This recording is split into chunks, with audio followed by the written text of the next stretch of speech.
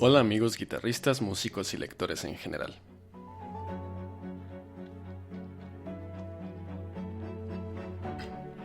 Esta vez el contenido que traigo es algo diferente a lo que hago regularmente en el canal. Se trata de un 15 minutos leyendo juntos.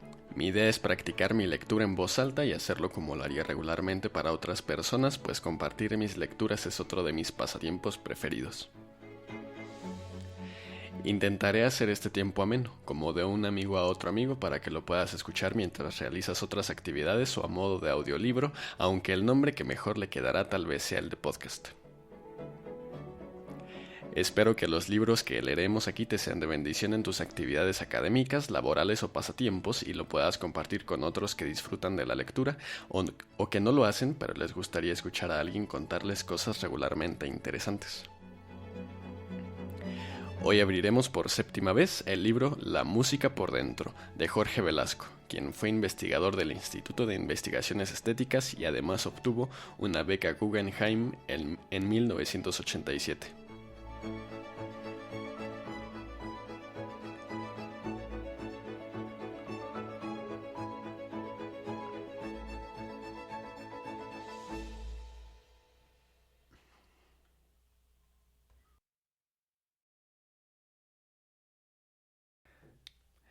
Y así es, amigo oyente, como comenzamos con el séptimo episodio de este 15 minutos leyendo juntos, un pequeño podcast que tenemos aquí en el canal. Y el día de hoy, como podrán haber visto en el título, vamos a explorar un poco acerca de la vocación de Nerón y de Bonaparte hacia la música, en este apartado que se llama Realeza y Aristocracia, del libro La música por dentro de Jorge Velasco. Espero que les pueda ser de bendición y sin más pasaré a leer el primer artículo que se llama La carrera de Nerón.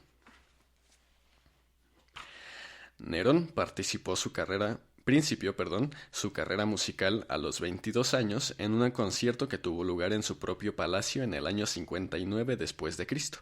En el 64 participó en los concursos profesionales de Nápoles y en el 65 se presentó como ejecutante de cítara en el Teatro de Pompeyo de Roma.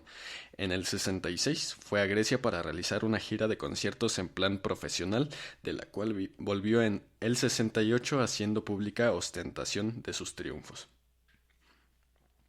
Tal vez los jueces de los concursos estimaron poco saludable y antiprofilático negar premios al emperador de Roma, pero el interés musical de Nerón resulta muy claro. Sabemos que observaba las reglas, que adoptaba una actitud de subordinación artística y que tal vez con la eficiencia que los políticos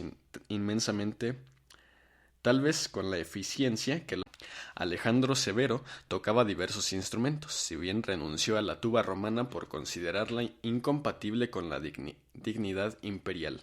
Los testimonios acerca de Nerón y en cierto grado la propia e intensa afición del imperator dan fe de una muy clara habilidad musical, basada casi ciertamente en un seguro y agudo instinto artístico. Estudiaba seria y arduamente, empleó a un famoso cantante, Terpnus, para que le diera clases y trabajaba en sus lecciones hasta muy tarde. Se esforzó en todo sentido y se acostaba con un pesado cofre de metal sobre el pecho, tomaba purgas, se abstenía de algunas frutas y de carne que se suponía dañaba la voz, y acudía a todos los trucos que los profesionales conocían o que su maestro inventaba para desarrollar la voz. En alguna ocasión provocó un conflicto político cuando se negó a arengar a sus soldados por temor a dañarse la voz. Tenía casi constantemente a su lado a un maestro de canto para vigilar que su hermosa voz no fuera sometida a esfuerzos extraordinarios. Antes de una de sus apariciones públicas como músico, elaboró detallados planes para el uso de un claque de 6.000 personas que debería dividirse en multitud de grupos pequeños y asegurar el éxito de su amo. El emperador era muy celoso de sus rivales políticos o musicales y extremadamente sensible acerca de su reputación artística. Cuando afrontó la rebelión de Vindex, lo que más lo irritó y exasperó no fue la actitud política del rebelde, sino la baja opinión de Vindex acerca de su capacidad como ejecutante de cítara. Sin embargo, ninguna mujer decente romana tocaba como tocaba un instrumento musical demasiado bien y ningún patricio ortodoxo bailaba a menos que estuviera borracho. Un emperador con aficiones musicales era considerado una calamidad social y el horror que causaron las inclinaciones musicales de Nerón no fue condicionado por sus apariciones como músico, sino por el hecho de que deseara considerarse un artista profesional y se presentara como tal. Sin embargo, las aficiones musicales imperiales no faltaron jamás.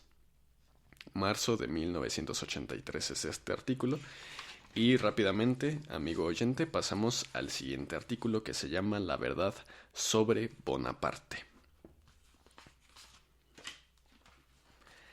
Usted ha oído, seguramente, aquella frase tonta de que los pocos tarados anormales enemigos de la música le atribuyan a Bonaparte, como un intento bastante absurdo de justificar su pereza y falta de sensibilidad.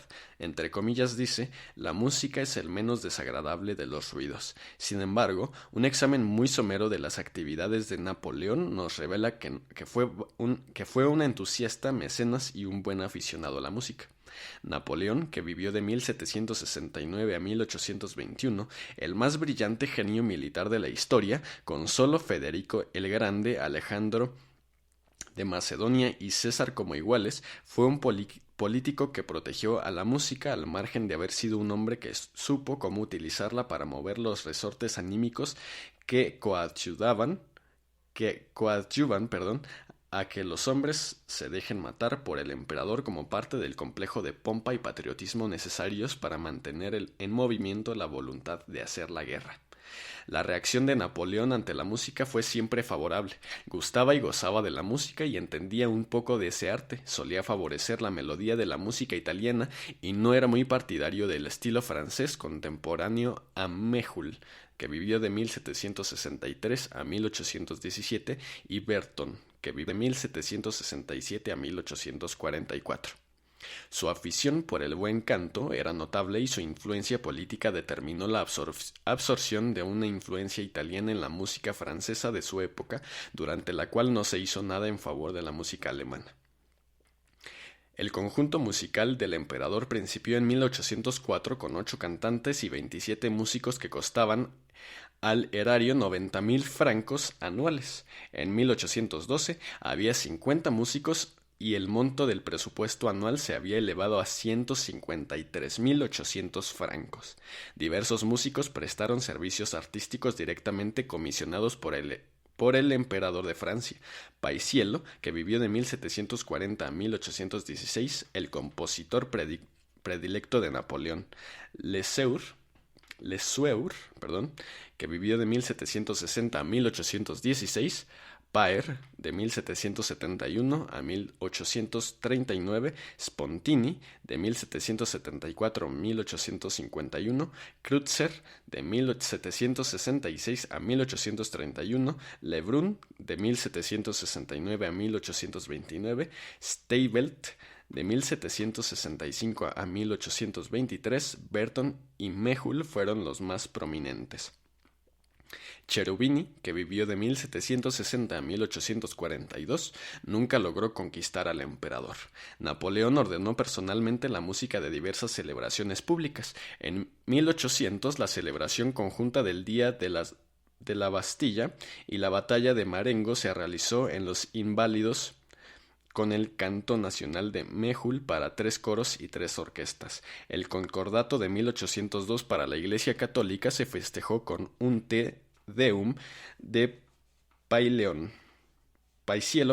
para 2 coros y 2 orquestas, también ordenado por Napoleón. En la coronación de Napoleón, en 1804, se oyó el Te Deum de Paisiello junto a una misa para la misma dotación, enriquecida con 77 músicos militares.